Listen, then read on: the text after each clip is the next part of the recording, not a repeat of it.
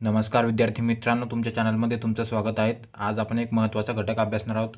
क्षेत्रफळानुसार महाराष्ट्रातील सर्वात लहान 5 जिल्हे। तर बघा, हा चढता क्रम आहेत। मुंबई 157 चौरस किलोमीटर, मुंबई उपनगर 446 चौरस किलोमीटर, भंडारा 3895 चौरस किलोमीटर, ठाणे 4214 चौरस किलोमीटर, हिंगोली 4524 चौरस किलोमीटर। तर महाराष्ट्रातील सर्वात लहान जिल्हा कोणता आहे? बघा, मुंबई शहर आणि 2 नंबरचा आहे मुंबई उपनगर। दोन्हीला पण जिल्हा परिषदा नाही आहेत।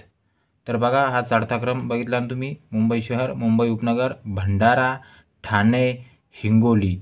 आणि उतरता क्रम म्हणलं तर कसा राहील मग?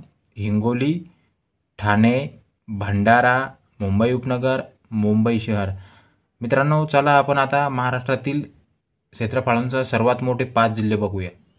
क्षेत्रफळानुसार महाराष्ट्रातील सर्वात मोठे 5 जिल्हे बघा, कोणकोणते 5 जिल्हे आहेत ते? अहमदनगर 17048 चौरस किलोमीटर, 2 नंबर आहे पुणे 15643 चौरस किलोमीटर, 3 नंबर नाशिक 15530 चौरस किलोमीटर, 4 नंबर सोलापूर 14895 चौरस किलोमीटर आणि 5 नंबर आहेत गडचिरोली 14412 चौरस किलोमीटर। तर बघा, महाराष्ट्रातील सर्वात मोठा जिल्हा आहे अहमदनगर 17048 चौरस किलोमीटर।